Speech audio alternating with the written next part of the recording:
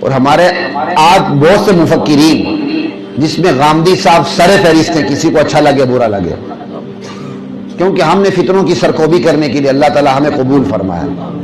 فتنوں کی سرکوبی کرنا انبیاء کی میراث ہے، یاد رکھیں۔ یہ سر فہرست ہیں ایسے لوگ کہ اچھی بات ہے پہلے بننا انسان بن جانا، اچھا انسان بنے گا تو اچھا مسلمان بنے گا۔ نہیں، اچھا مسلمان بنے گا تو اچھا انسان بنے گا۔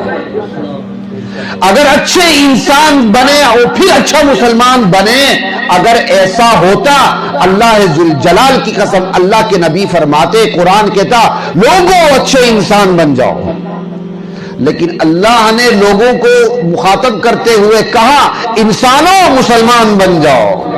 یا ایھا الناس اعبدوا ربکم، لوگوں اپنے پروردگار کی عبادت کرو۔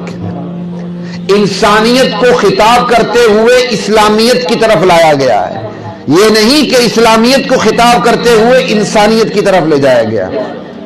بات سمجھ آ رہی ہے؟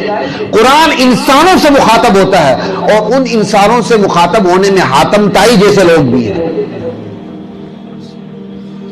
جو سخاوت انتہا کی کرتے ہیں، جو رحم دلی انتہا کی کرتے ہیں، جو غریبوں پر خرچ کرتے ہیں، بے گھروں کو گھر بنا کے دیتے ہیں، ہر قسم کی مصیبتیں اٹھاتے ہیں، مردوں کو کفن بھی دیتے ہیں، میں بے سہارا لاشوں کو کیا کہتے ہیں، بے گور کفن لاشوں کو کفن بھی دیتے ہیں، ہر قسم کی وہ تکلیفیں اٹھاتے ہیں، لیکن انہوں نے کلمہ نہیں پڑھا ہوتا ہے۔ ان کو بھی اللہ کہتے ہیں قرآن کی زبان سے کہ تم مسلمان نہیں ہو، ہمیشہ جہنم میں جاؤ گے، تم مسلمان بن جاؤ، تمہارے یہ نیک کام آئیں گے، وگرنہ یہ نیک کام قیامت کے دن میں ان کو اڑتی ہوئی خاک کر دوں گا۔ وَقَدِمْنَا إِلَى مَا عَمِلُوا مِنْ عَمَلٍ، قیامت کا دن ہوگا، ہم ان کافروں اور مشرکوں کے نیک اعمال پہ پہنچیں گے۔ فَجَعَلْنَاهُ هَبَاءً مَنْثُورًا، ہم ان کافروں اور مشرکوں کے تمام نیک اعمال کو اڑتی ہوئی خاک کر دیں گے۔ کہتے بل گیٹس اس نے کام کی، فلاں نے اتنے کام کی، تمہارا بل گیٹس بڑا کہ حاتم طائی بڑا تھا؟ پھر تو اس کو پہلے جنت میں جانا چاہیے۔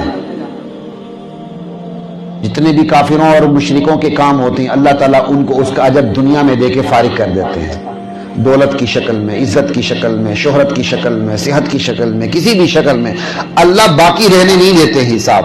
یہ مسلمان کی شان ہے، اللہ تعالیٰ اس کے لیے جنت کو باقی رکھتا ہے۔